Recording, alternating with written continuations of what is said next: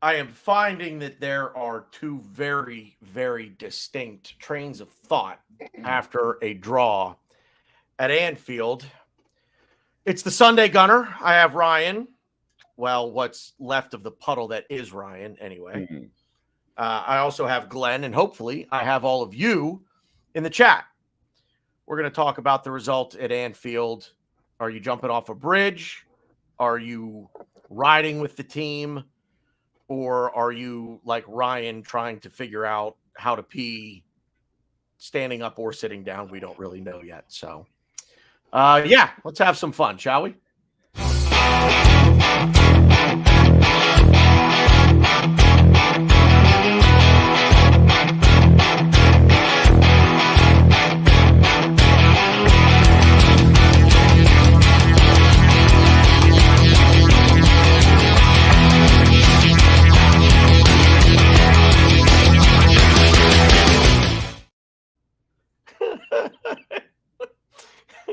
So I can see the screens backstage. Nobody else can see them, but I can see them. And Ryan just turned his camera on. I'm assuming looked at himself and then turned his camera right back off again. Not sure why. Well, I think I know why. Ryan enjoyed himself during that game today. So, yeah. So welcome to the Sunday Gunner. How's it? You guys know who I am. That's Glenn. Ryan's down there somewhere. I don't know. He might be drowning for all I know. I really have no idea what's going on. But anyway, Glenn, happy Easter if you celebrate it. Well, I buy candy. Does that count? It sure does. Sure. Okay. But yeah, happy Easter to everybody who celebrates Easter. My wife is Jewish, so we don't really do anything. Got it. Well, happy guys. Passover to her. Oh, is that what she's doing? Okay. I don't know if she's just shaking. Yeah, I mean, I don't know.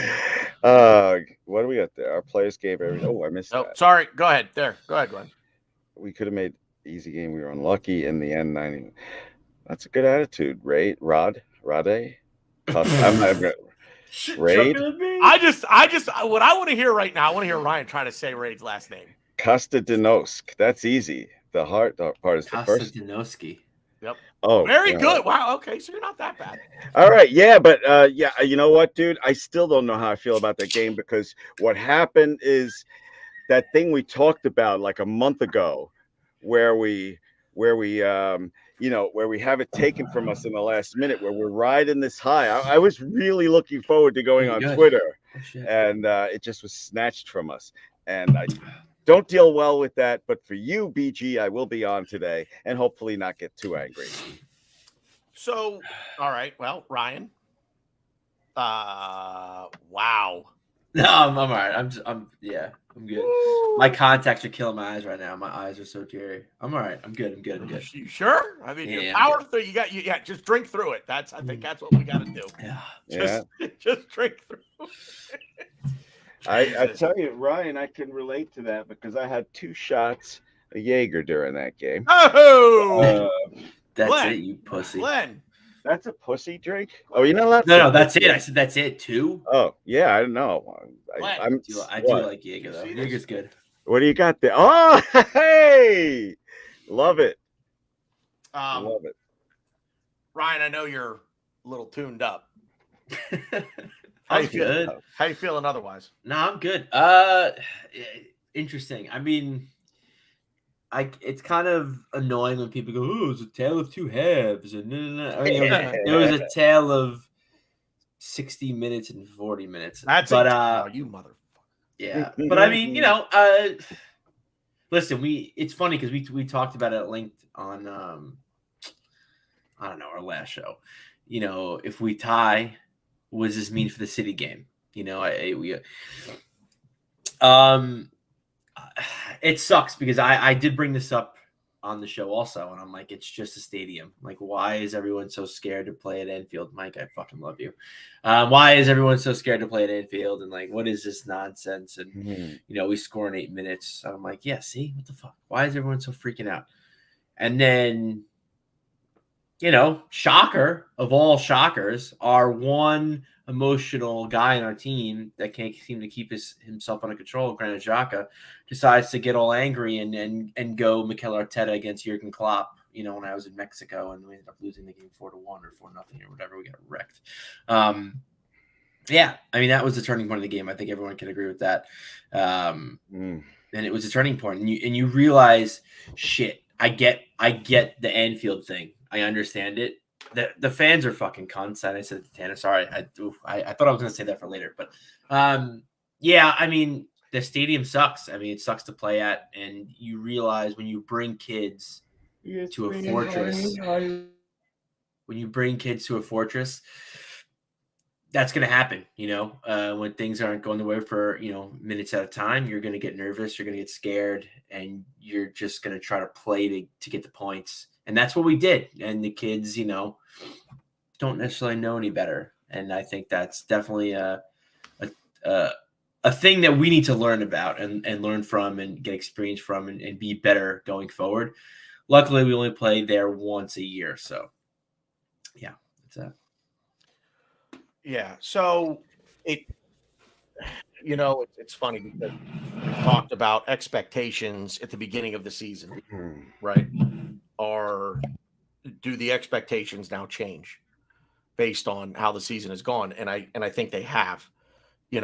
We're now, I think, as a fan base, we're expecting to win that. We're expecting Arsenal to win the league.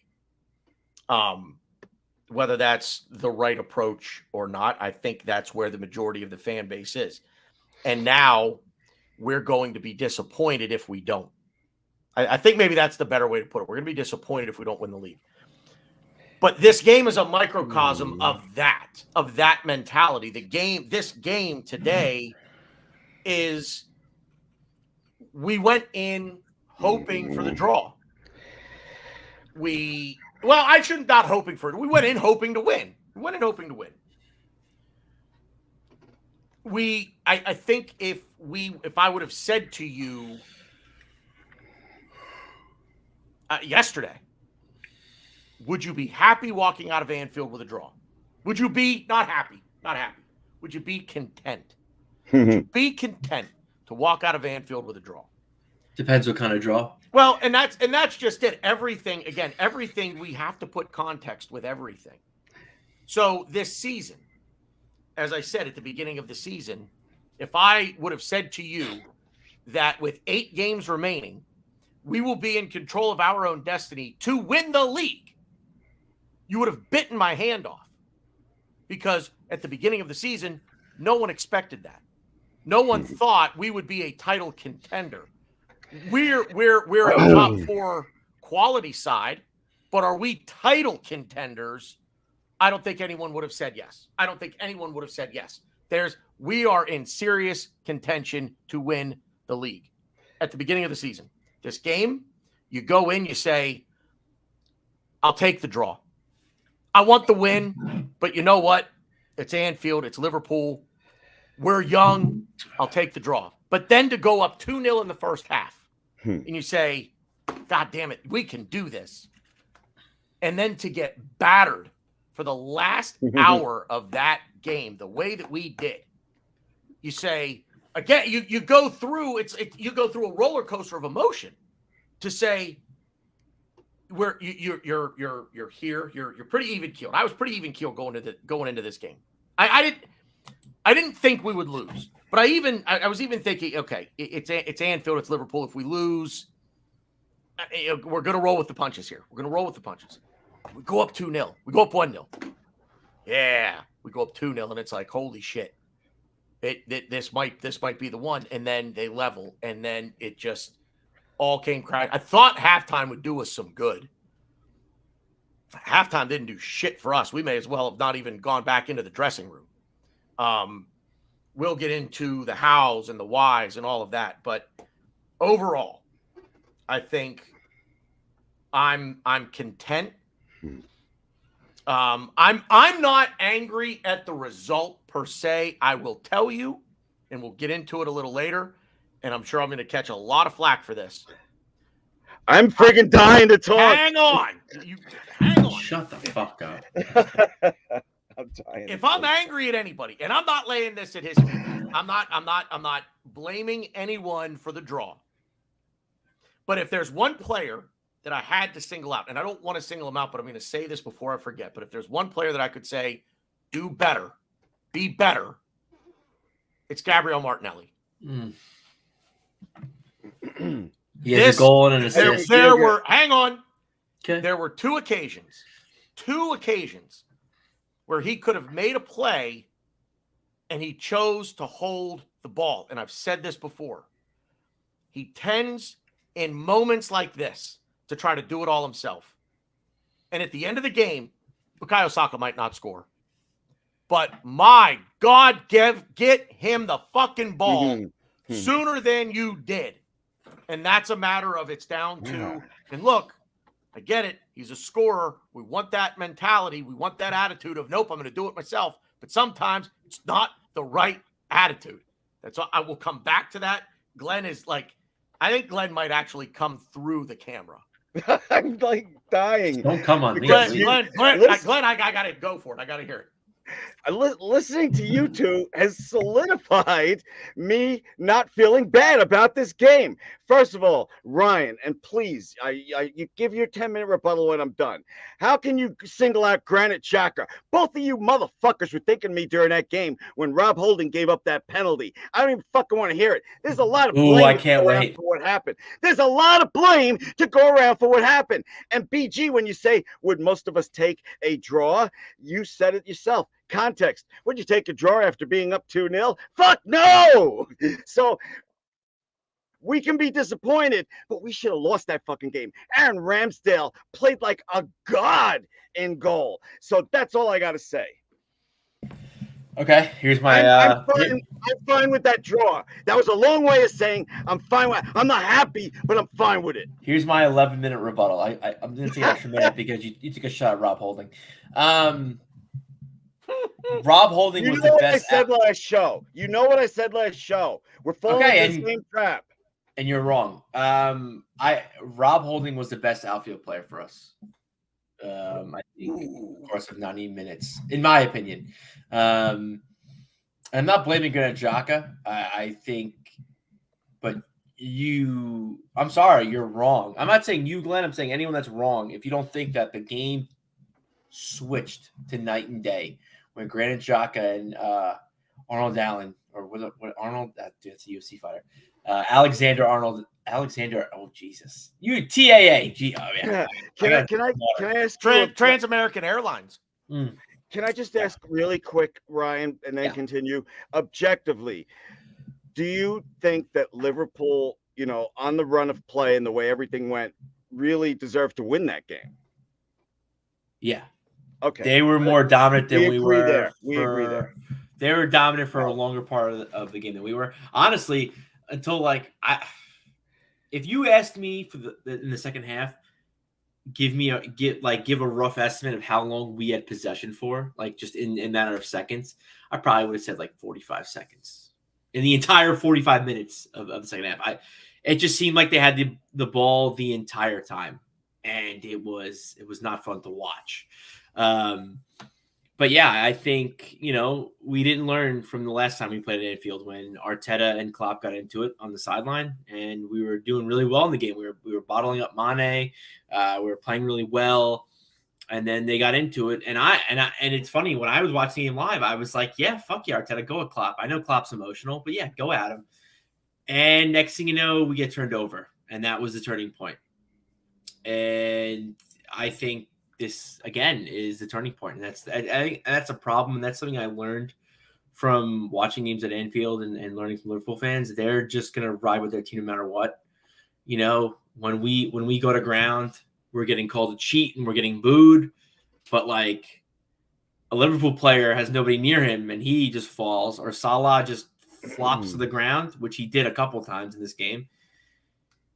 The crowd goes crazy for a penalty, and I get that. You want to support your team, so I'm not going to – it was very frustrating as an Arsenal fan watching the crowd react to the exact opposite as you were. It's always frustrating. But, yeah, I mean, I think the Granit Xhaka thing was a big deal because, again, it happened. I took the bait. I was like, yeah. Fuck you, Arnold. You can't do what do we do? What are we doing here?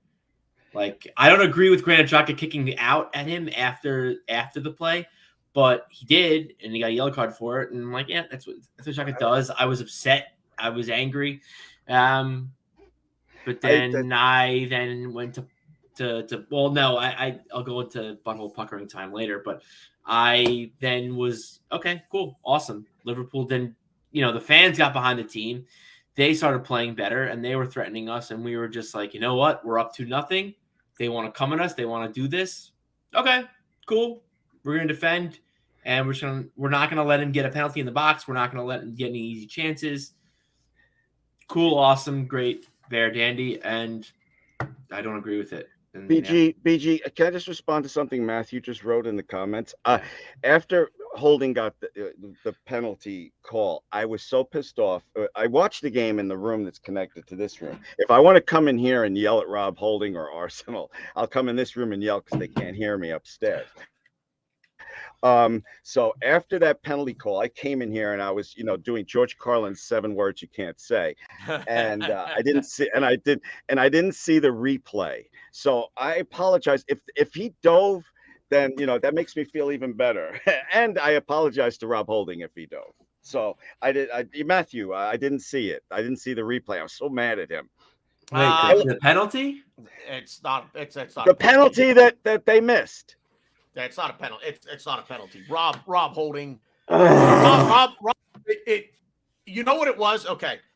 The best way I can describe it, if you didn't see it or if you didn't watch the replay of it, I didn't watch the replay. Is you remember David Luiz against Wolves, where he was chasing the Wolves player and he made the slightest bit of contact with his foot? Yeah, I remember that. It was reversed. It was the opposite of that, and they still called Arsenal. Ooh, all right, we're gonna go. I completely disagree. So you think it's a penalty? So here's the thing: letter of the law, is that a penalty? Yes. Should it be a penalty? No. I think if you look at it from, and this is this, I mean, I realized I was a couple beers deep, so probably not the best, metaphor. Yeah, maybe, I don't know. If you have 2 cars, going to a destination, and one car just cuts the other car off, and the other car, the car behind it knows they're getting cut off, and they're like, well, can't really stop, so I'm just gonna keep going and hit the car. Technically, the car that cut the other car off is at fault, but not here. And that's kind of what happened. I mean, yes, Jota got to the ball first, kind of, but Holding was like already going for the ball, and it's a very tough play because they're both going for the ball, and Jota is just there, and Holding's trying to clear the ball, and I don't know. I struggled because if it was reversed, yes, exactly. I agree with everything. I get that, and I thank you, Matthew, because I've been drinking a little bit. I don't know if you guys can tell. That's kind of what I wanted to say, and you said it perfectly. Problem is, letter of the law, that's a foul against us. But okay. Again, listen, if it's reversed, do I want the penalty? You're damn right it is. My whole thing is I think going forward in the future and like modernizing the game and like learning and learning, different things that happen in the game that don't really necessarily happen back in the day, that shouldn't be a penalty. That shouldn't be a foul. It shouldn't be anything, but it is. It's the rules, and it sucked. But like, if it was the other way around, I would have wanted the call too. Go ahead, BG. No, I want you to go because I have 20 seconds on if I have to put a blame also on Daniel anything. Shaw, love you. I disagree though. It was not clumsy of Rob Holding. I'll just say it then. If I have one minor criticism of Arteta is he waited too long to put Tierney in because possibly that last goal I think we're all going to have some criticisms of Mikel Arteta, but here's what I'm going to say on the penalty.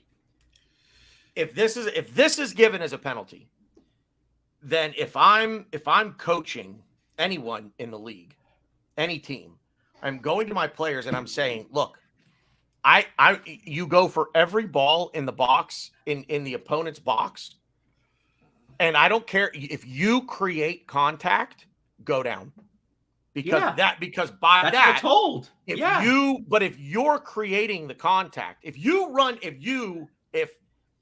my 11-year-old nephew, who is all of 4 feet tall, runs into Virgil van Dijk, who is 6'4", and my nephew goes down because he's simply going up against a bigger piece of matter, and he creates the contact. So here's what I have. 2 players going for the ball.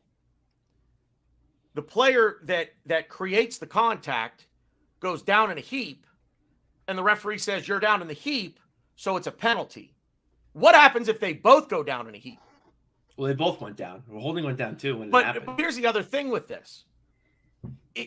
You want to create contact, but you can't. I mean, you get to a point where you just say, okay, once you're in the box, just everybody back away. Everybody back away. Like the game then becomes between the 18-yard boxes, and if you can get into the 18-yard box, now it's just that now you just get a free run at the goalkeeper. Like because there's contact in the 18-yard box all the time. Guys go down all the time, and we don't see this get called. So by the letter of the law, not to be argumentative, and your point is taken, and I'm not arguing with you. I'm saying this not directed at you. There is no fucking letter of the law when it comes to this. Yeah. It's all objective. And that's not a day that please don't take that as a dig on you. That's not no. And I'm gonna kind of argue against myself and be kind of hypocritical right here. So when I played as a kid, I kind of really I still do it a little bit. So one of the things I do, definitely as a kid, kind of now, when a defender, let's say, just boots the ball up, or I just get like a through ball, and I'm next to a defender, and I just kind of like box him out. Not like really box him out, but kind of just like block him from intercepting the ball, and I let the ball go through, and I'm in on goal. That's a foul on me. If I so I don't know if it's tough to really kind of. I know. So if my hands aren't really boxing him out, but I'm essentially blocking him from intercepting this ball, and I let the ball go through. That was like my bread and butter. Not necessarily when I was playing forward, but when I was playing midfield, I would always do that. I would always, and it's something as a coach, I always stress. Let the ball do the work. Sometimes you just need to let the ball do the work. Sure. So when a ball's going through and I'm kind of like, kind of blocking the defender from kind of intercepting the ball and I let the ball go through, if the dude falls behind me, that's a foul on me. Exactly. So in that respect, shouldn't Jota get called for the foul? Because he's essentially just kind of blocking Holding from getting to that ball. And he's then falling over. It's just it's perception how you want to look at it. I don't know. I don't know how you interpret that, because again, looking at that play, I don't think Holding should be called for a foul.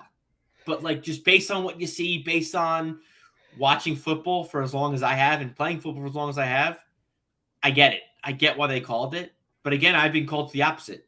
I'm Jota in this case. I'm usually called to that foul. But the problem is it's in the box. And that's exactly contact. Exactly. So contact is a thing. And it's like, let me ask you this. It's if something happens, contact, an attacker goes down. Same thing happens in our box. And this isn't even take the teams. Take Arsenal and Liverpool. Take that out of it. 2 players. This foul gets called as a penalty in this box.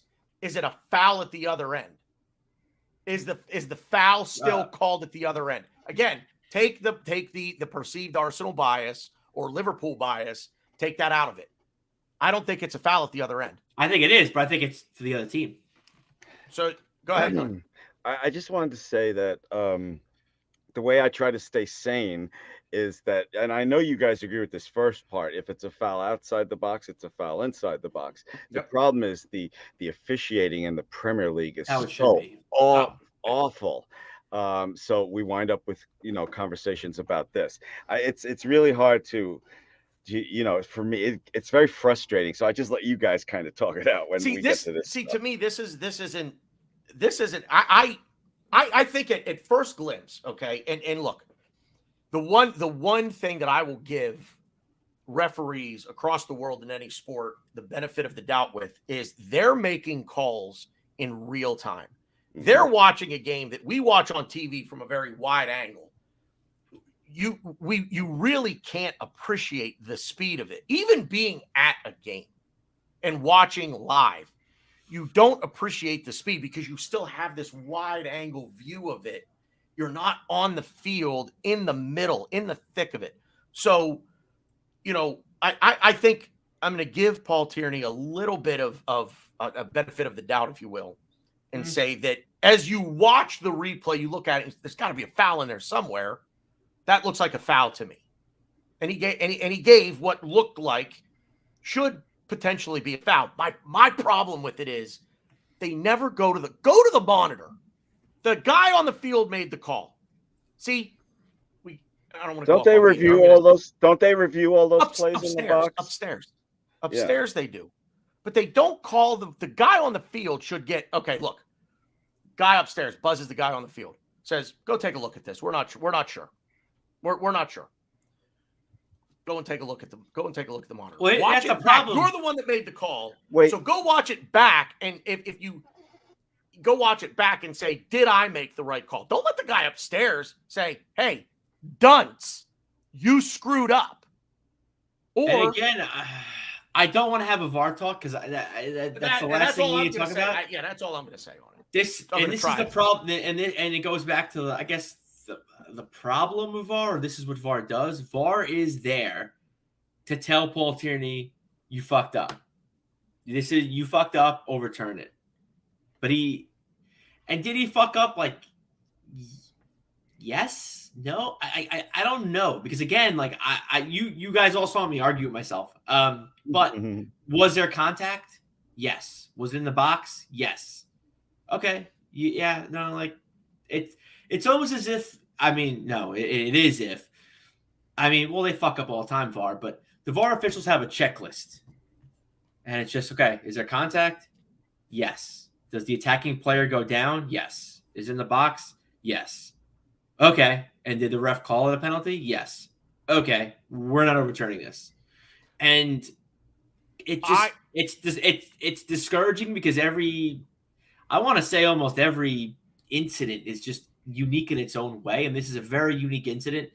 And it's tough because I get why VAR is there. VAR is there to overturn the ref if there's a crazy, you fucked up, like this is completely wrong, you're wrong. VAR doesn't want to ref the game. VAR doesn't want to take over the game. And I get that, and to an extent, I respect that. But it's, again, I think at the end of the day, this particular penalty, it's like a gray area in the fact that in the field, like on the pitch, outside of the box, this is a foul on Jota all day long. But the fact that he fell and it's difficult. And the fact that it's in the box. And also, to be fair, and I tweeted this at halftime, and I felt like this kind of when they started taking the game over. Paul Tierney started losing control of that game. Oh, yeah. And there was fouls being made by both teams. Both teams were kind of arguing. And he kind of just let the game go on. And that's fine. You want the game to flow. I get that. But the negative part of that, you're going to have the players be like, oh, I'm okay. You're letting the game flow. Well, I'm going to go a little bit harder. Inmates running. Hey, he makes a foul. Oh, okay, cool. You're letting that go. So then I'm going to go even harder. Okay, cool. And if you can't control the game and you don't know where you're thank you, Tanner. If you don't know where the line is and you don't know how you want to ref the game, which he didn't know, yeah, the game kind of gets a little bit out of control. And I've been in games. Granted, yes, I was a kid. I've been at games where the ref has literally blown the whistle and stopped the game and says, you know what, this game's over. They lost control of the game. Both of my team and their team started fighting. I won't get into that, but and you're like, oh no, two teams, they just can't control their anger and blah blah blah. No, the ref lost control of the game. The ref let the game flow on for way too long. The one team got angry for not getting calls. The other team got angry for not getting calls. Next thing you know, you're just building up, and you're kind of almost like you're dragging the line a little bit. What can I get away with? What can I get away with? And if the ref doesn't control the game, next thing you know, punches are being thrown. And that's what happened in our game, and we got the game suspended. Whatever, not my fault. I wasn't involved, I promise. But yeah, and I think that's, a line that really needs to be upheld, especially in a professional football setting. And granted, obviously, it didn't really come down to punches. I mean, maybe elbows from Trent. But yeah, when you realize that at halftime where you're like, fuck, he doesn't control this game, you knew something like that was going to get called. The last thing I'll say on it is, and Ryan, you may have talked to me, I don't think it's a penalty, but I also don't think that it was a clear and obvious error. Yeah. So that being said, it would have been one of those to get my obligatory American sports reference in. The call on I think the call on the field stands because I don't think there's irrefutable evidence to say overturn it. So I think that's a call where whatever team you support, you're going to be like, oh, that's a foul. Oh, that's not a foul. But I think at the end of the day, again, I got my opinion also because I've been called. Me personally have been called for fouls. I think what Jota did he was shielding the ball, and Holden kind of just said, "Okay, cool. I'm gonna." I think they were both going for the ball. Yeah, no, they were. I think the contact is. I'm not going to say it's incidental contact, but I think they're both creating contact going for the ball, and that's just, to me. I don't think Holding's creating contact, really. Well, I think just by going for the ball and the proximity to Diego Jota that he was, I think it's inevitable that you're going to create contact. Yeah. But I think I just there has to be, somebody said it in the comments here. Let me scroll back up if I can find it here. And it's crazy too, because I don't want to say I'm on Jota's side. That's how I play. I shield the ball and I want to, and if you hit me, it's a foul on you. But growing up, I didn't agree with that. But Howard Webb said there should be a higher bar for penalties at the start of the season. I agree with this. You can't get looked at. See, this goes to just a whole bigger problem that I don't want to again, and that's something we've talked about, and I said it multiple times. I think if it's a foul on the pitch anywhere else, it should be a foul in the box. But it shouldn't be, because you do a foul in the box, you foul someone, and whether it's soft, whatever, you're not really giving them a goal. But what the XG for a penalty is what, 0.8? Yeah. Glenn, I don't want to. I literally said I don't want to talk about Glenn this. I think we're making Glenn angrier already. I think we're making Glenn angrier than he was when the show started. Yeah, I don't understand why you guys are going on like 10 minutes talking about these fucking referees. Think about the game, and I know every Arsenal fan is going to feel this way in a few days, because I'm already getting there listening to you guys be so. It's not negative, but so arguey about things. Well, no, it's the VAR thing, and we've gone again. Yeah, we've spent enough time on this. Guys, we all knew that this was not going to be an easy road to winning the Premier League. You both brought it up earlier that we didn't even expect to be here, and we're all enjoying it. So today sucked. Today sucked because outside. I know, enjoying it. Outside of it. Dude, let me tell you, my stomach was all butterflies. No, it was more like fucking bees in my stomach during that game. But you think about, it's like, all right, so this was a little misstep. The rug was pulled out from us underneath. But you know what? At 2-2, we still could have won that game. I think it was an extra time. We had like a 3-on-2, and all we had to do was get that pass into Saka, but it was a little long. I can't remember if that was an extra time. We still could have won that fucking game. Aaron Ramsdale, I always thought he was fucking great. He's even better than I fucking thought he was. He was so huge today. He earned that point for us today. He was huge. We that two-handed stop on the line. We're all going to feel better about this in a few days, but because it was taken away from us at the last minute, we're arguing about everything. I'm already feeling better. I'm not as. I think I'm. I'm sorry. Yeah, I'm not as negative as you guys. I'm not. The penalty call is just again. I don't want. Again, I didn't want to talk about it because it's just such a. I'm negative about the penalty call, but as I said, you know what? Fuck you. I'm gonna say no, not fuck you. I love you. Sorry, this is the last thing I'm gonna say. All right, I'm upset about the penalty call is because Rob Holding committed it, and I think he was immense today. And that gave the Rob Holding haters all the ammo they need. Exactly. And you said, "Oh, I worry about him. I worry." He saved 2 goals from us. He had the ball out from Salah in the first half, and then he kicked out in the second half. Like he was fantastic today. I had blinders on with him because of his track record of playing fantastic and then getting a red card at Tottenham and all the other shit we all know about already. Look, I already said I left the room inventing new fucking curses when he gave up that penalty. What'd you come up with? I know. I'm not gonna say. All I'm gonna say is, and I didn't see the replay. So I was speaking from a place of anger, but not from a place of knowledge. Please don't talk about the officiating anymore. That's all. Paul Tierney was bad for both sides. I mean, this is the one thing I'm gonna say, and this is it. And I don't know if you guys heard this because I'm surprised we didn't talk about this, and no one said anything in the chat. Did you see the linesman elbow Robertson in halftime? Yeah. Glenn? Don't talk Glenn, about my you mama. definitely didn't see that. He's probably getting fired. Don't talk about my mama. That's all I'm going to say about it. Don't talk about my mama. That's all I got to say. No, I don't know. At halftime, Glenn, you need to look it up on Reddit because it's pretty crazy. The linesman literally elbows Andrew Robinson as halftime whistles getting called. A little after halftime was getting called. So he's getting fired. He's not going to have a job, and he's probably not going to work in England ever. Oh my God, he did it on purpose? Yeah. Holy shit! I mean, it looked like a get off me, bro. But it was a legit elbow.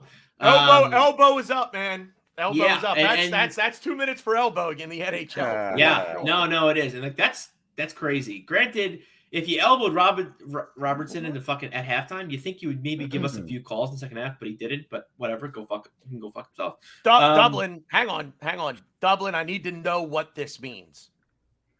Flugelnuck. Is it Flugelnuck or is it Flugelnuck? Flugelnuck. I need to know what it means. We need to know what it means. So, I need to know how to use it in a sentence. Country of origin, please. Flugelnuck. I like that. Yeah. I don't think I need to. Do we need to spend a lot of time talking about the linesman elbowing? I think it's going to come out and it's going to be a crazy story. But it's I guess not Arsenal related, but. You go to the Mitrovic thing where he pushed the referee and kind of cursed him out, and he was suspended 8 games for it. You don't touch the ref. You don't touch the ref.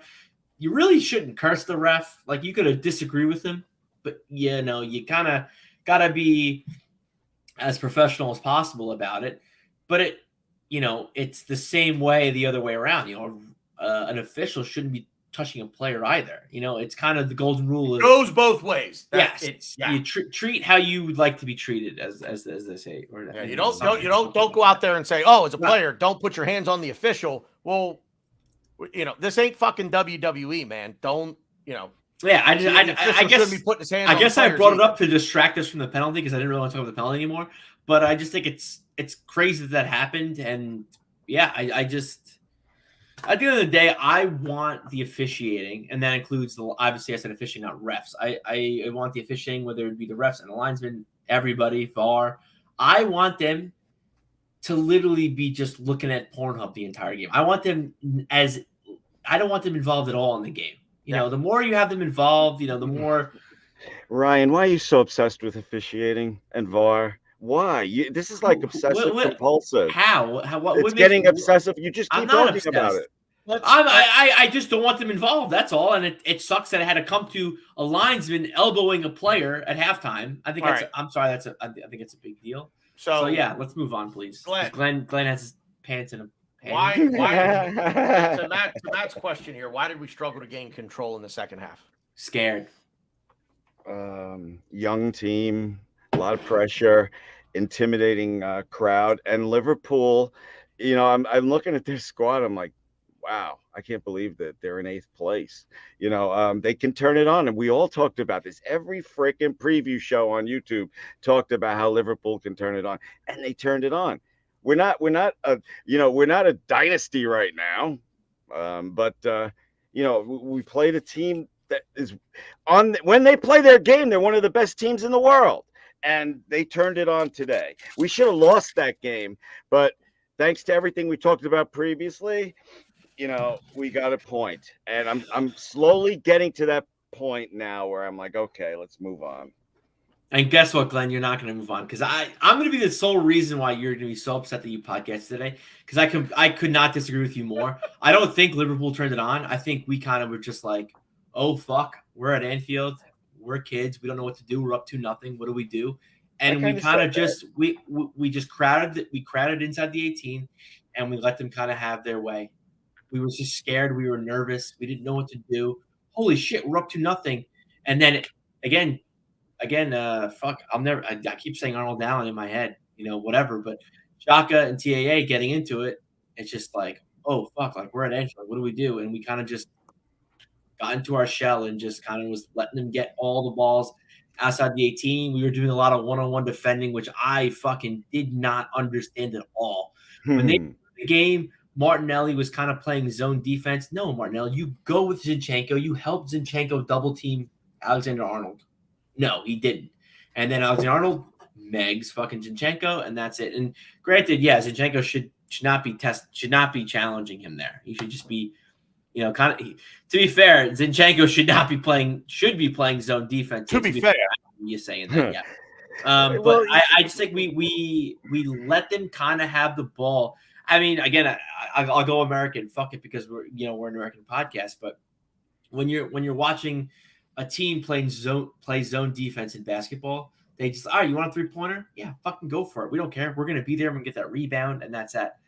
This isn't fucking basketball. You can't be just letting him dribble around the outside of the 18 and like, oh, you want that? Oh, you want that? Because players can move, and it's not as easy as getting rebounds, and the goal's a lot bigger than a basketball hoop.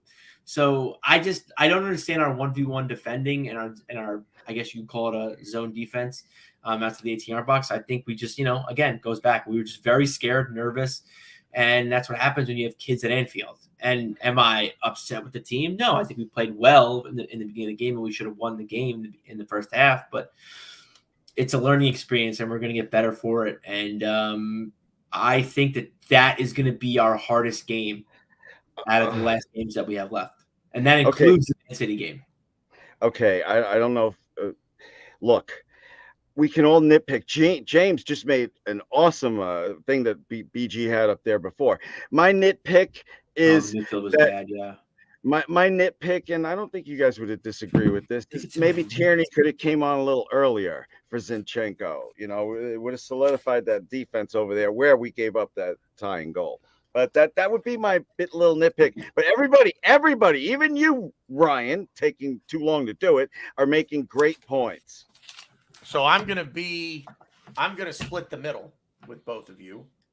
Ooh, you could always Tanner sandwich. Yeah, I was gonna say something similar to that. Yeah. Who wants to visit the Eiffel Tower? That's I call mouth. Anyway. To Matt's question about how we couldn't gain control. Look, I think it's both. I don't think it's just a matter of us being scared. I think, look, Liverpool had chances in the first half. We weren't dominating them in the first half. Everybody says, oh, it's a tale of 40 minutes and 60 minutes. Settle down. We were playing better in the first 40 minutes, but this wasn't domination by any stretch of the imagination. Liverpool had their chances. Hello, Andy Robertson.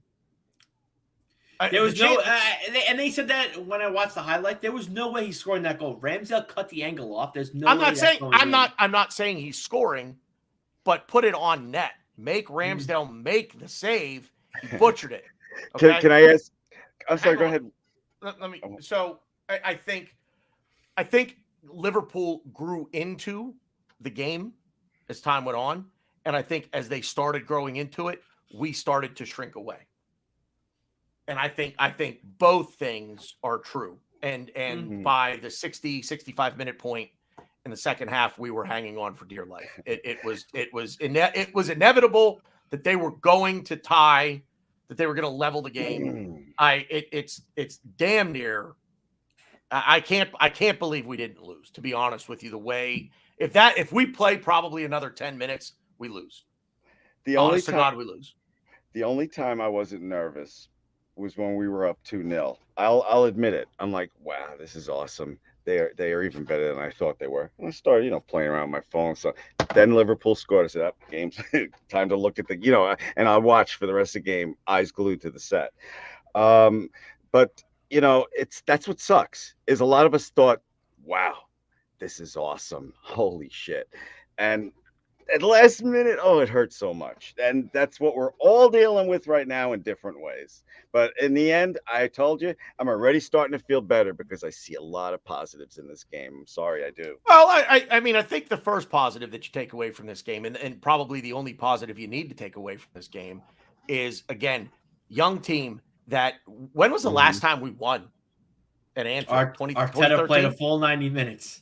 Was it 2012 or 2013? Yeah. I don't. It was one of those. So they said the only two people that were at the game were Oxlade-Chamberlain, who I think was injured. And he wasn't even fucking in the squad. Yeah. And Arteta. So 10 years we've gone to Anfield and have not won in 10 years. Brandon Rodgers was the manager. How crazy is that too? Wow. Yeah. So we take the second youngest Premier League squad. And Katie's going to bark now, of course. Is that my dog? No, it's my dog. Okay. We take the second youngest squad in the Premier League to Anfield, and we walk out of there with a draw. Now, again, put it in context, it kind of sucks. But overall, I've seen a lot of people on Twitter calling for Arteta's head. And there's one in particular, I'm not going to call him out because he's my guy. I love him to death. Oh my Put it in private chat. I want to know who you're talking about because I didn't see that. Okay. All right. But just, if we don't win the league, blow it up, Arteta out, and it's like, it just, I've seen, it's not just from him. I've seen a lot worse from other people. You know what it is, BG? You know what? This is just a theory, of course, from someone that enjoys watching these kind of trends. Is people like that build up their audience, and their subscribers with their anger. So when things go well, that anger is not there anymore. So they'll strike it up again, like boom, boom, in a game like this. I don't even know who that is. There are people out there with an agenda. There are other people out there that I think just have unrealistic expectations. And if you're one of these who think not winning the league this year, if the expectation has risen so high that if we capitulate and do not win the league this year, that Mikel Arteta should be fired, then my question to you would be this. If you're an NFL fan, would you fire if your team made it to the Super Bowl and lost? Would you fire your head coach?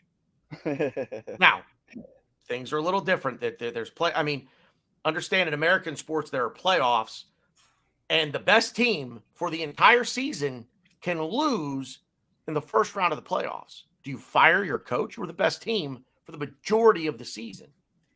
Just sucks that when you needed to be the best team, you weren't. But do you fire your coach over that? Are the Boston Bruins, who have been an historic hockey team this season, going to fire their head coach if they lose in the first round of the Stanley Cup playoffs?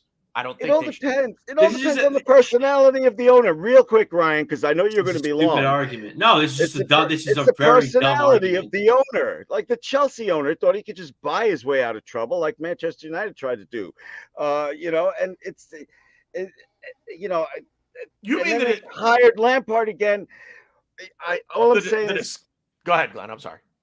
I'm saying it all depends on the personality of the owner. You want to talk about American sports? I'm a Mets fan, and it's like a retirement home for players, So whatever. Did they sue the Marlins? I know. Don't tell me. I have it on DVR. Ooh, now I'm gonna look it up right now. All right. Listen, I watched the first games with my wife, so I didn't. Is it a dumb conversation to have, or is my comparison? Do you not like my? No. The conversation is dumb to have because preseason I predicted Arsenal to finish third, and I got laughed at.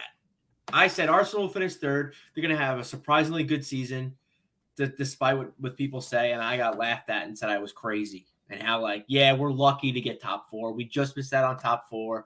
Our focus should be top 4. What are you doing saying we're going to get 3rd place? It's 4th or nothing. And now it's looking, again, a lot of things could happen. Right now it's looking like 1st or 2nd.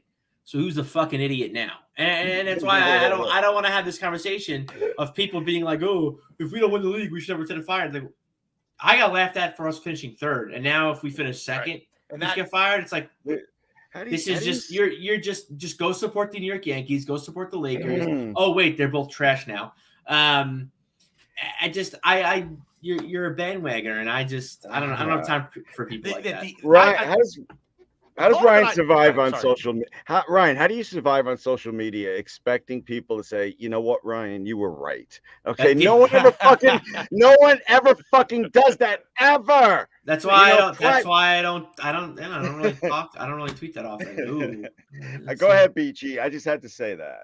Interesting. No, I had an idea for a show. We ought to one of these days. We ought to do a show where we go through who we think are the best players in the world at their position.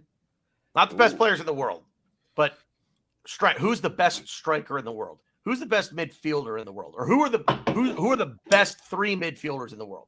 Who are the best 2 center backs in the world? Who's the best goalkeeper in the world? Aaron Ramsdale. It's crazy. They're all Arsenal players. Yeah. I mean, but we should go through and name them, and then say if they don't play for Arsenal, say, okay, we're going to build a team, because this is where I think everybody is. I think a lot of people that have this, if we don't win the league, going undefeated, not drawing any games either, and winning every game 5-0, I feel like that crew just looks at, well, we should have whoever you think the best striker in the world is. We should have him. We should go buy him. If it's Erling Haaland, we should go buy him. If it's Kylian Mbappe, we should go buy him. If it's Fowler and Balogun, we should bring him back. And just whoever the best midfielders in the world are, the 3 best midfielders, bring them in. And then go get whoever you think the best coach is, the best manager, and bring him in. And I guarantee you it doesn't work. If you just go and buy the best players, I guarantee you it doesn't work. And and in the most individualized team sport that there is, baseball, proof positive that it doesn't work. Arsenal, you just made me so more confident in winning the title this season, because it's still in our hands. We have the best manager in the Premier League, and we have the best front 3 in the Premier League. I'm really feeling good about this shit, man. I feel good about it. And the best goalkeeper. Am I going to be disappointed if we don't? Of course I am. They've built the hope up in me. I don't expect to win it. I quite frankly expect to not win it. I actually expect that City are going to be that much better than us somewhere along the line. Maybe they're that much better than us when we play them in 2 weeks. It could happen. But I'm not going to go jump off a bridge if we finish 2nd. And by rights, I think we're going to finish 2nd. I haven't looked at the point totals. I don't think you're being honest with yourself. Glenn hates VAR talk. Glenn hates the ref talk. Glenn, you don't want to talk about VAR or refs. I get that. I don't want to fucking have this conversation, because honestly, I don't give a fuck.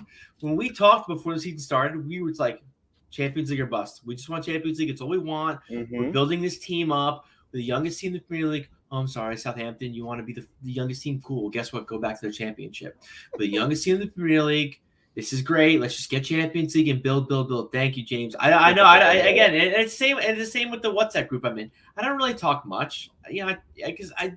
Whatever. Anyways, you let your body do the talking in WhatsApp. Don't maybe, dude. Yeah, James, I have some big balls, don't I, James? He's seen a picture of my balls. Anyways, okay. Anyways, what I was saying is, we just want Champions League. So, yeah, I mean, yes, we're right there. So if we don't win, we're going to be upset. I think any year your team doesn't win the ultimate trophy, whether it be the Premier League, Stanley Cup, World Series, you're going to be upset. But, this is, again, I don't want to say trust the process. I don't, but I'm going to a little bit. We're building something here, and it is a process. It's a project. After all that, you can't say trust the process? I just did. I had to Glenn, swallow those words. You hear me? I made fun of that shit for a year. I had to swallow that. I did say that. That's what she said. You weren't listening. Yeah, I know. Oh, Glenn, you like to swallow. Listening to me. Anyways, yeah. So Champions League I think is a big thing for us, and I think being in the Champions League next season is a big thing. Next season, though, like knowing what we did this season, whether we win or whether we lose, next season I think is going to be big. Next season, I expect to win the Premier League. Next season, I want to win the Premier League. I mean, unless City decide to sign like 200 million players, that okay, fine, but I still, the expectations are going to get raised for next season. I mean, yeah, it sucks, but none of us were having this conversation in the beginning of the season. Nobody. I don't care if you're the most positive Gooner out there. Nobody was having discussion. We're going to challenge City for the title, and we're going to be in it, and we're going to really give them a show. I mean, we're the youngest team. We're still building. We're only, and that's the thing too. We're only getting better, and I'm excited. Yeah. And again, I will say this, and this is, I mean, we're going to talk more. We're not ending the show right now, but this is I guess you could say this is my final word. Well, for I guess the Liverpool game. This Liverpool game is going to be the hardest game we play for the rest of the season. It's going to be the most difficult game we're going to play. It's the one time the rest of the season that our players are going to look scared and nervous. And I still disagree with you guys, and I don't really want to have this argument anymore. But I don't think Liverpool played that well. I think we just were like, this is Anfield. We want to win 3 points. Let's kind of just sit back and just chill and like do our thing. And did Liverpool do a couple like really good things? I mean, yeah, they did, but they're a Premier League team. Every team does that, like every team's gonna have their 5 minutes of just good football. Did they have 5 minutes? No, they had a fucking whole half of good football and then some. But again, we let them do that. And it sucks, but again, it's a learning thing. And youngest team in the Premier League, all we're gonna do is learn. All we're gonna do is get better. So I'm very optimistic, very positive, and I'm excited to play Man City. Yeah, we're both on the same wavelength there. That old 80s lame song, the Arsenal future's so bright I gotta wear shades. It's really looking friggin' fantastic. But I agree with everything you said, Ryan. No arguments at the end of the show here. I mean, like I said before, I'm not jumping off a bridge if we finish second, and we are 17 points clear of third place, who have a game in hand, and that's Newcastle. Dude, you look like you're trying to convince yourself that you wouldn't be devastated if we didn't win the league. You look like you're saying it, but you're looking at the camera.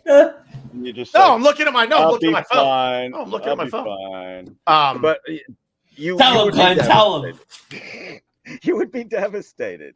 Dude, I know you. We're friends. We don't just talk about Arsenal together.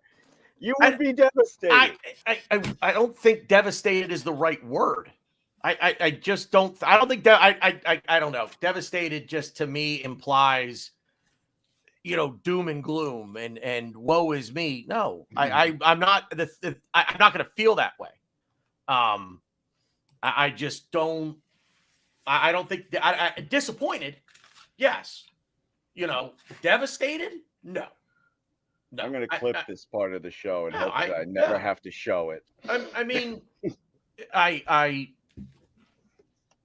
I said, I just don't. I think devastated is too strong a word. Disappointed, yeah. Devastated, no. And like Ryan said, I agree with everything Ryan just said. We're getting better. And look, adversity both builds and reveals character, right? And we've said this before. I've said this before. After a less than stellar performance, after a less than stellar result, how do we come back? What happens next weekend?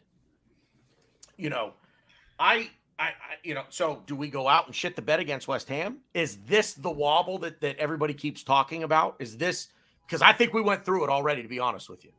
I think that was January for us. Yeah. I agree with that. We come back next week, strong performance against West Ham. And look, I'm nervous. I'm a little squeaky bum time about West Ham, and they stink. They stink. They're horrible. But we still have that. We still have that egg in us that we can lay against a team like that at any time. Yep. No easy games in the Premier League, and that goes for City too. There are no easy games in the Premier League. That's exactly right. And again, I think the players are looking at this as a little bit of adversity. I thought about this earlier this afternoon. I'm going to give you both an opportunity to kind of. Someone's watching me. Thank God. I saw you pull your shirt up. It was my hey. It was my left nipple, Dublin. My left.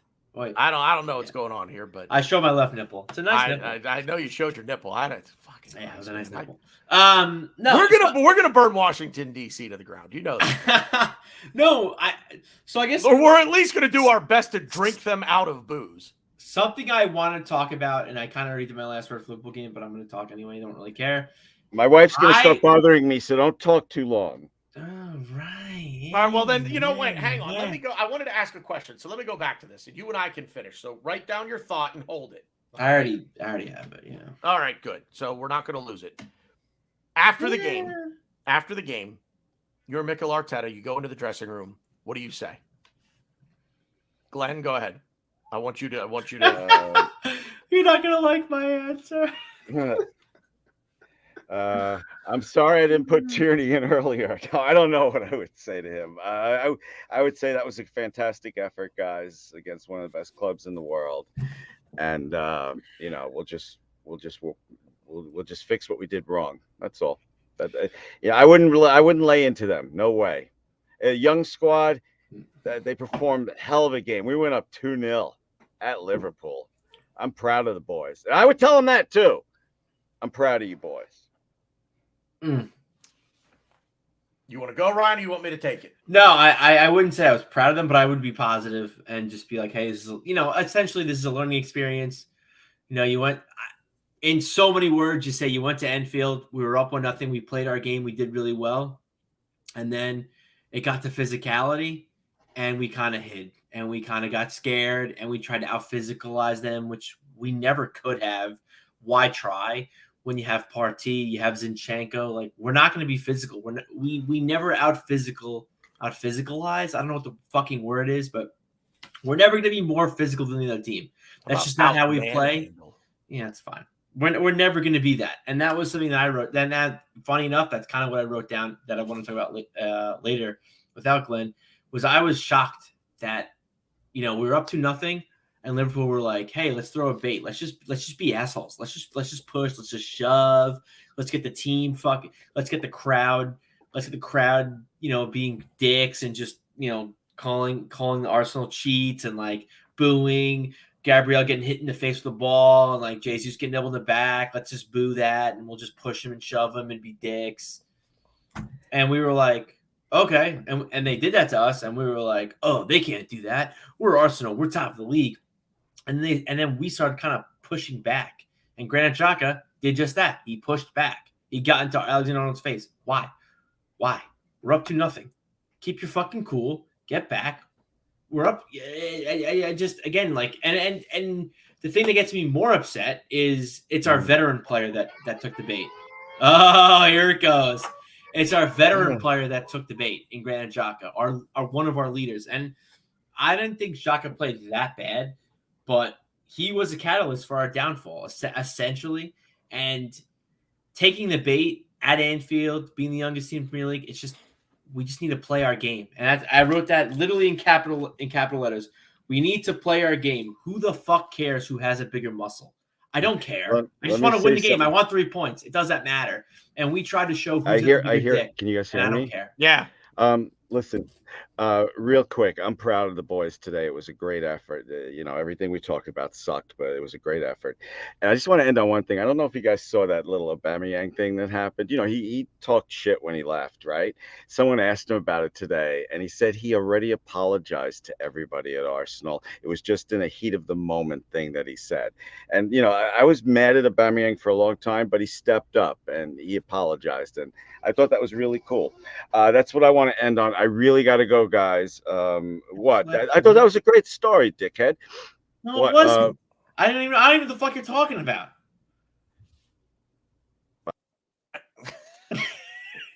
I really don't know what he's talking about. I had no idea. Aubameyang apologize. I have no idea. I don't know. I didn't hear anything about it, so I don't know. But anyway, I guess what else is on your mind here? Because I think that was a big thing. I think that was kind of. I mean, the Xhaka and the Trent thing was kind of the turning point, like that situation. But again, I think the players saw that and were like, "Oh, they want to fuck with us. They want to challenge us. Like, oh no, we're stronger, we're better." And we kind of started chipping at them, and I'm like, "Why? Like, what's the point? Why?" And then Ben White got a yellow, Xhaka got a yellow. Somebody else on our team got a yellow. I don't remember who. Ramsdale got a yellow. He got a yellow in the second half. Oh, Saka got a yellow for time wasting. That was maybe it was Ramsdale. Yeah, I don't know. Well, Ramsdale got his yellow right before Salah missed the penalty. Yeah, we're a team that just needs to play our game and shut the fuck up. I mean, yeah, Ramsdale, you could talk shit to the crowd and just be a goof, which I fucking absolutely adore and love. But I don't like going tit for tat with like pushing and shoving, because their midfield was way better than ours. Our midfield was pretty bad. I think Partey took control of the game when he could, but he didn't do it very often. In the second half, I didn't even realize he was on the pitch. And I noticed early on in the first half, even I would say the first 5 minutes, it was before we even scored the first goal. Partey was kind of playing almost like a center back because before we scored our first goal, they were kind of pressuring us for a couple minutes, and Partey was almost a center back, and I'm like, that's not good. That's not what we need. We need Partey to control the middle of the pitch. We need him to control the middle third, and with his pace and just with his tempo and with his passing, his dribbling, and he started to do that. He started to play well, and he did it like once or twice in the second half, but our midfield got overran, and I'm not going to solely blame Xhaka. Zinchenko is just not great defensively, and when you're up 2-0 and we didn't really need any goals, to an extent, I kind of agree with Glenn. I think he should have probably been pulled off a little earlier. But besides that, and I'm sure I'm just going to fuck it. I'm going to talk about the subs right now. When it was like 59, 16 minutes, I was like, oh yeah, we need to do subs. Who the fuck are we bringing on? Nobody. There's nobody on the bench that I think could help us out.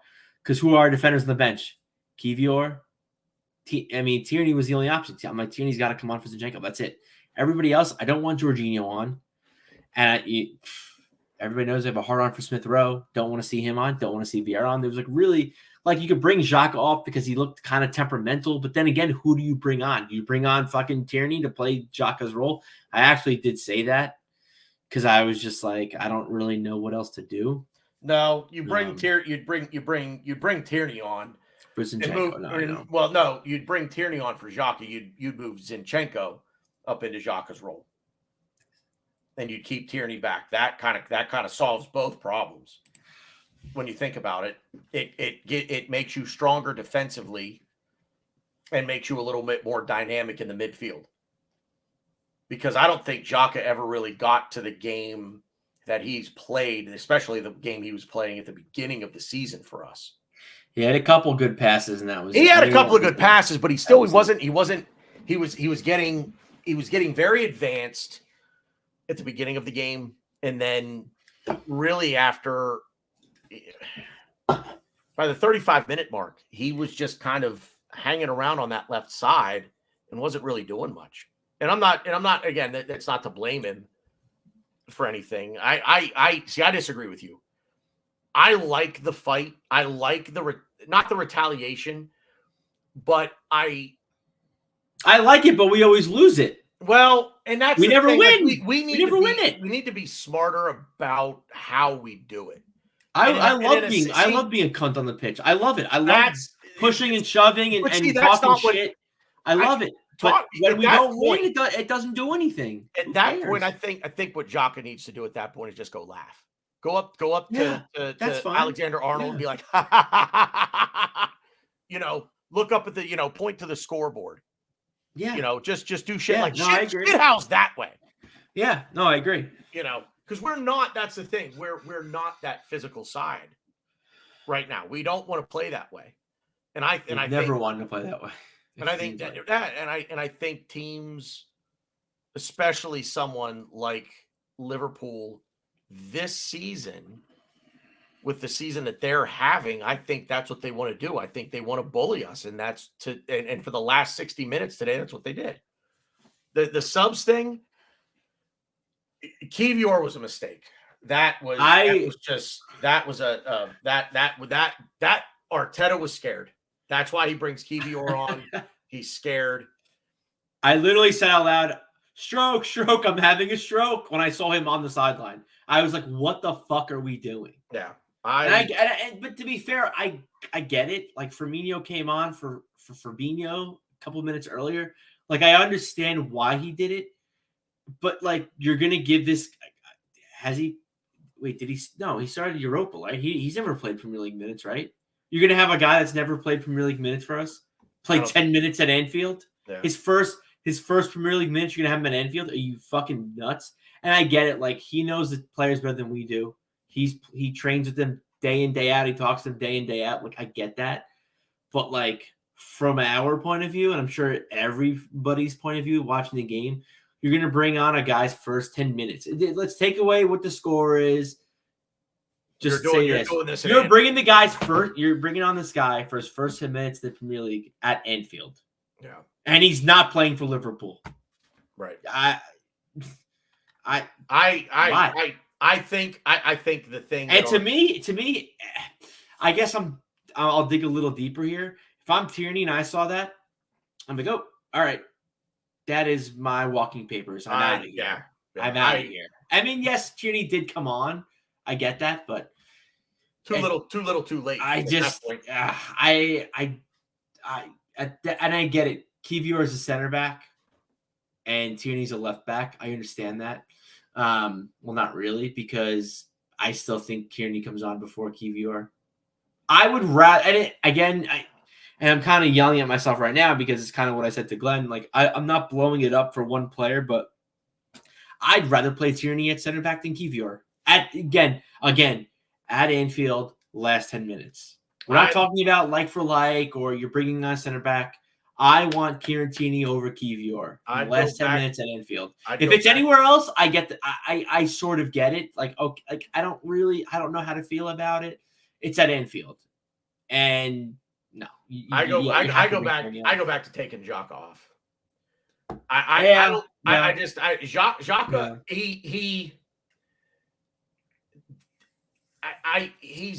Xhaka has never impressed me defensively. Meanwhile, he has never impressed me defensively. He's too slow to, for certain things defensively. It's just he's unimpressive defensively at best for me. I would have brought Tierney on for Xhaka and then move Zinchenko up into that role. That's just what I would have done. Yeah. You want to go more defensive? I think that's the way to do it. I get where his head's at, bringing Kivior on. Yeah, you want 3 center backs, and you're going more. I get it. Going more defensive, but that's just to me. Now this is. I will say I've been unimpressed. I have been unimpressed at best with Kivior. All of this talk. He played one game. But he can't get any minutes now. Yeah, I mean. We're not going to get into this because I don't have the time to go down the 20-minute road of where does he fit in this, with this roster. He's going to play next season. I get it. He's a young player. He does. if again, this is also too. We also. I mean, we didn't forget this. I mean, I did until I just said this. Saliba did not play. Saliba is our sending back. He is hurt. Right. If let's say Saliba was playing right now. If Holding's coming on in the 80th minute, we're not having this conversation right now. No. If Holding and maybe Glenn is, because Glenn is having nightmares about Rob Holding and his dreams about growing hair out of his fucking stomach. If Mohamed El Neni is the closer, Rob Holding is the setup guy in the 8th inning. I mean, El Neni's hurt, so yeah, Rob Holding. Well, no, but I'm saying, we always refer to Mo El Neni like when he comes on, he's like he's the closer. He's a dude we're putting it on lockdown. If Rob Holding comes on like that in the 80th minute, we're putting it on like he's the setup guy. Yeah, he's the 8th inning. It's just again, I'm not blaming injuries here, but if Holding's coming on and not Kivior, this is not a conversation we're having. And let's say we still tie. This is not a conversation we're having right now. It's nothing to do with Kivior. It's just I didn't like taking Odegaard off. I didn't like the Kivior. I didn't like going to 5 at the back. There's other ways that he could have done other things to not be so defensive, but he was also in the moment. He didn't want to lose the game. And that's why his mentality is what it is. That's why he's doing what he's doing. He doesn't want to lose the game. And I wouldn't have hated seeing Emile Smith-Rowe come on. I would not have hated seeing Reese Nelson come on. I would not have brought on Fabio Vieira, which he didn't, but that's one player I would not have brought on. But in moments like this where you feel the game slipping away, instead of saying, I want to go regain control of the game, he said, the game is lost. Control of the game is lost. So now I need to batten down the hatches. Instead of trying to navigate his way out of the storm, he chose to stay put and ride it out. And we ended up with a draw. Now, you bring Emile Smith-Rowe on. You bring Reese Nelson on. I'm not saying that either of those changes make a difference. We don't know. I don't have a crystal ball. But he's also got to get better at the timing of his subs, right? I mean, waiting until 80 minutes to bring a guy on for 10 is like, why? What's the point? And it just, I get the point if we're winning 3-1, if we're up 4-1, I get the point of that. You go defensive, you just say, okay, park the bus, let's absorb the pressure, and we'll just see this out to the end. But in a game where you had no control, you chose to relinquish all control and just say, we're going to ride it out. And I don't agree with that mentality at all. And this under siege mentality of going into Anfield is shit. It's just shit. Go, like, we were up 2-0, man. Fucking hell. Just go. Just keep doing what you're doing. And I get it. Young team. Going to get nervous. Going to get scared. Anfield, I don't know. What makes Anfield more intimidating than, what makes Anfield more intimidating than the shitbag stadium? They're right on top of you there, and they hate us more than Liverpool does. So what's the difference? Why is it the accent? Is it the Scouser accent where they're yelling at you, but you can't understand what they're saying because they sound like they're talking with a mouthful of marbles? I don't know. But disappointed in the subs. He's got to make them. He's got to make them sooner. And that's the other thing too, man. If even if for nothing else, then these guys got to play, right? They got to play. How do we know what we're going to get out of them if they don't play? I don't know what I have in Emile Smith-Rowe right now. With Emile Smith-Rowe is this dude might be sold in the summer because we don't know what role he fits at this club right now because he won't play him. Sorry, did I leave you speechless? No, I just completely disagree with everything you just said, and I didn't want to interrupt you. This you said you disagree with everything I just said? The thing that I was upset about with the subs is bringing Kivior on. Again, if Saliba is okay, this is where we disagree. If Saliba is okay, let's say Saliba and Gabriel start the game for us, If let's say that the same, everything is the same, except Saliba is in for holding, and we're bringing holding on instead of Kivior, I'm okay with that, and you're not, and I get why, but again, I'm such a fucking hypocrite, and I say this on every show that I'm a hypocrite, and I already know this, but it's Anfield, and you're gonna bring a guy on for his first Premier League minutes at Anfield. I agree with that. Well, I don't. And going back to your subs, you're like, oh, we should sub earlier. Who's coming on changing the game for us? Nobody. And I think when halftime hits and we start the second half, first, I'll say 10, 15 minutes, we needed a grip and we needed to get a hold of that game. And we could because we're top of the league. Like, we can do that. We've done it. And we weren't getting that grip. And I just, in my opinion, the best players to get a grip to help get a grip on that game were not on the bench. They were on the field.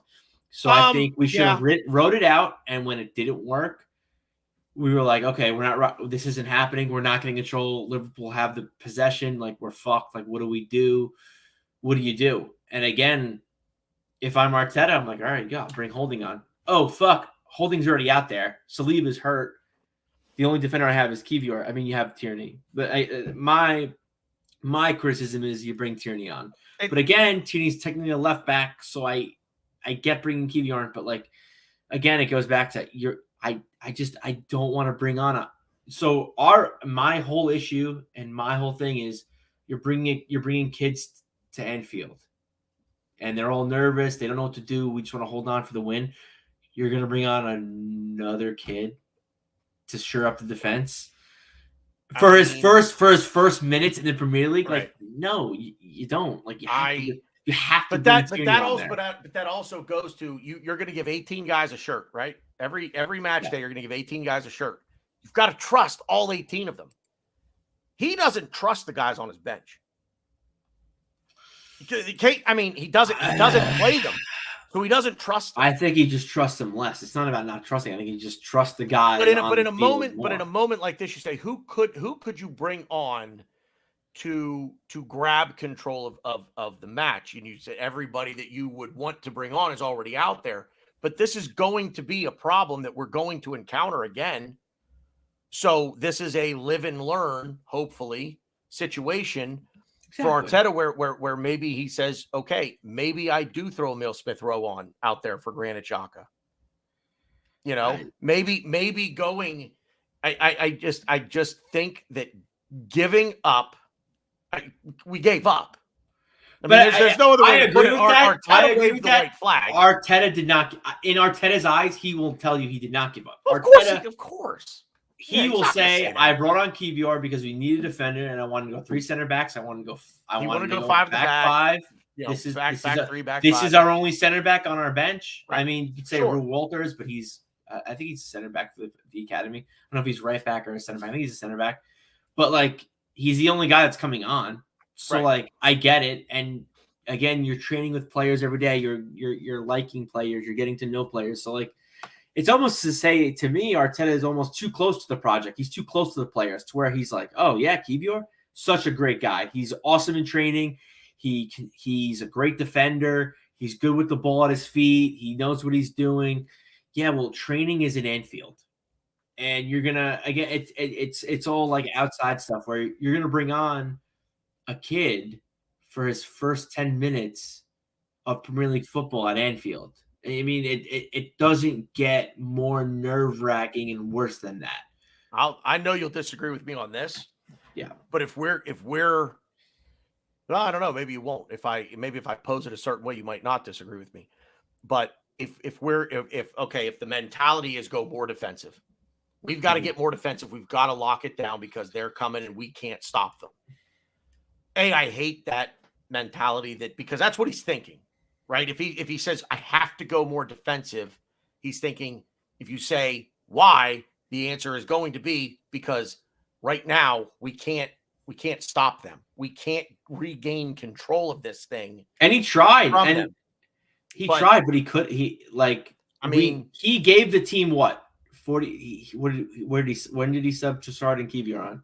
78 minutes somewhere in there. So he gave the team 33 minutes of 45 minutes to get control of the game, and they couldn't do it. Yeah. And in that 33 or 45 minutes, how much do we have the ball for? You could probably count. You could probably count on two hands how many seconds we had the ball for. Yeah. In those, so it's like, I get it, but he gave the team every opportunity to get back in the game. Because I agree, if we had brought KVR on, or even let's just say Saliva's playing again. Let's go again. If he had brought Holding on at halftime, and we're up 2-0, he brought Holding on at halftime for Odegaard, I would be upset.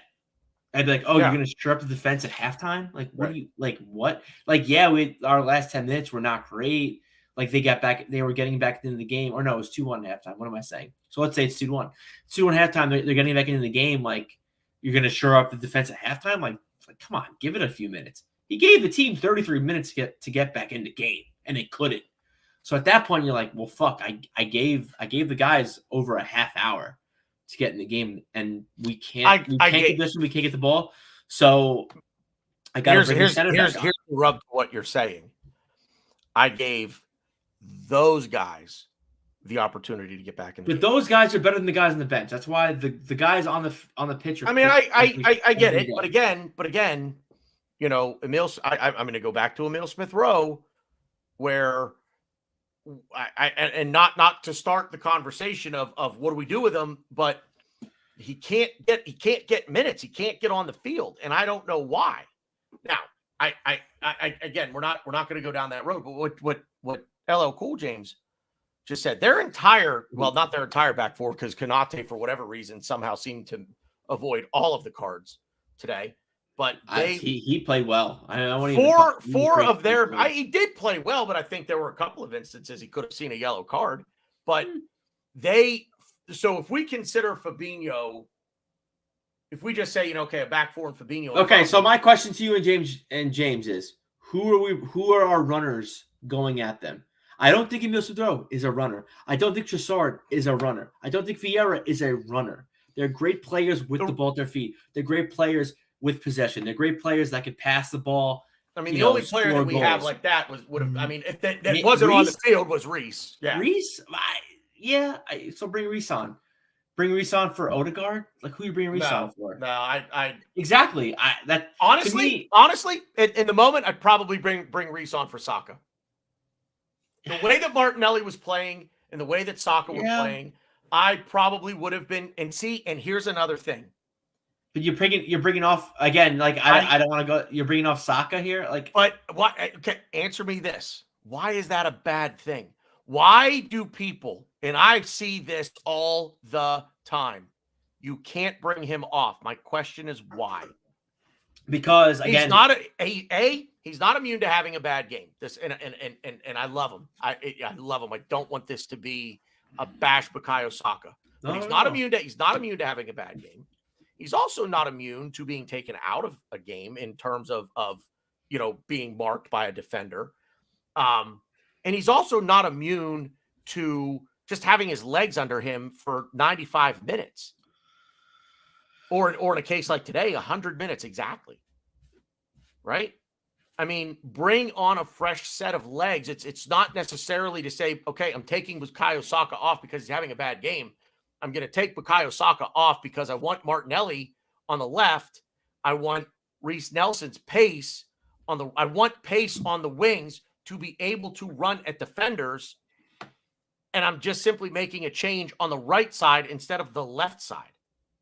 If Emil Smith Rowe would have come on, it would have been for one of three players. Granit Xhaka would have been the first, Gabriel Martinelli would have been the second, and Martin Odegaard would have been the third. In that order, those are the players in order of preference that I would have taken off for Emil Smith Rowe. Martinelli had himself a hell of a game. I don't want to take anything away from him, but going back to what I said at the very beginning of the show, in moments like this, he tries to do too much, and he did it today. And at the end of the game, again, hindsight is always going to be 20/20, but at the end of the game, you could say that he held the ball too long and it cost us the game-winning goal. It's not popular, and it's not. And again, I'm not trying to bash the players. I'm trying to be as real as possible and say that these things exist. To say that we can't take Bukayo Saka off because he's Bukayo Saka.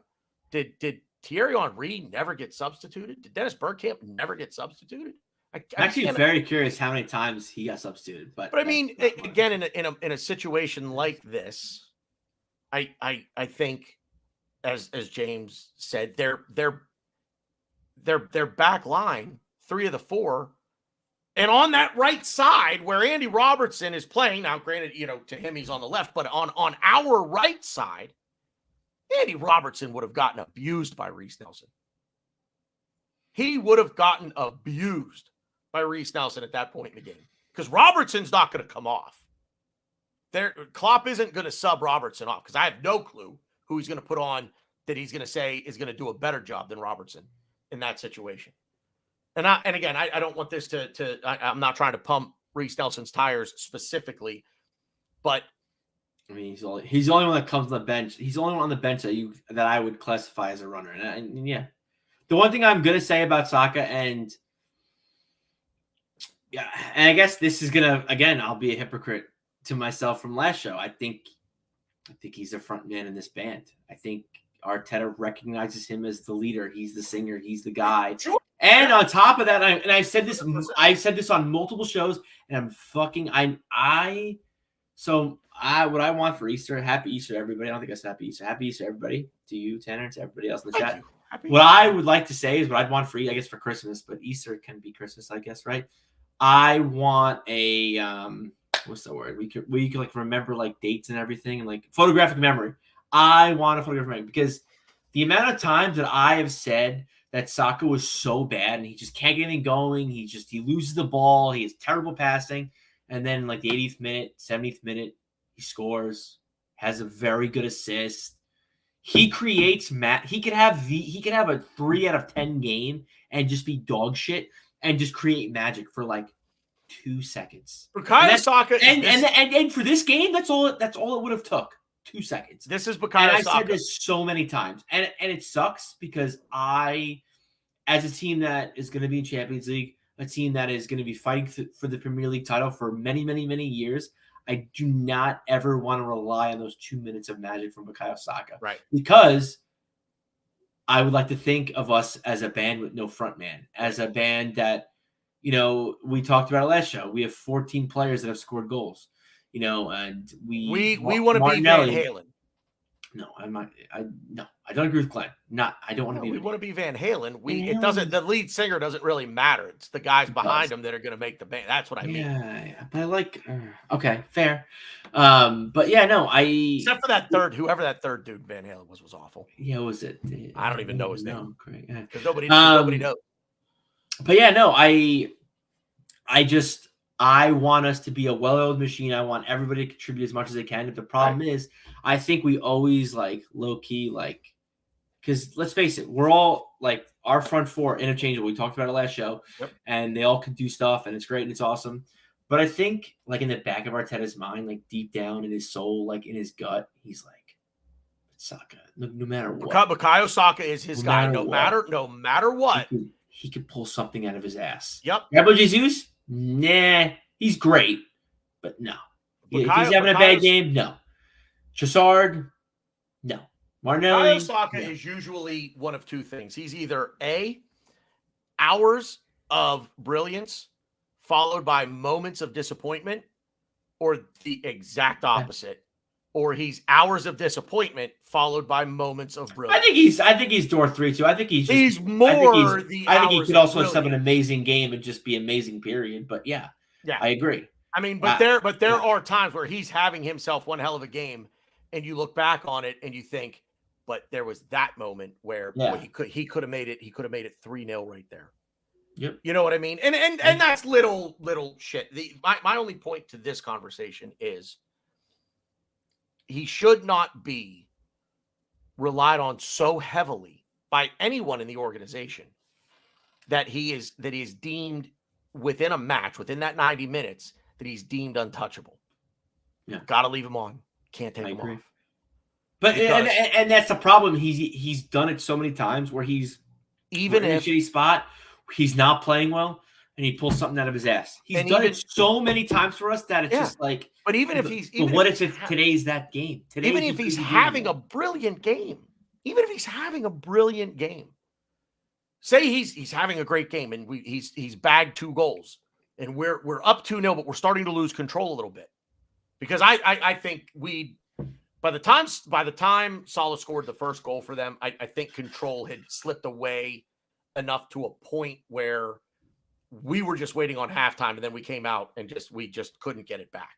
But I think control is starting to slip away at that point. But if you're late enough in a game, you're up 2-0 at 65 minutes, and you can feel it starting to turn, and you just say to yourself, and I agree wholeheartedly with LL Cool James, bring on another runner with fresh legs. It's not to say you're not pulling him because you say, okay, you're having a bad game because I want to change things up tactically. You're saying, look, you've had a great game. And the reason that you've had a great game is because of your legs, because you've been running at defenders. You've been running at that left back and that left-sided center half.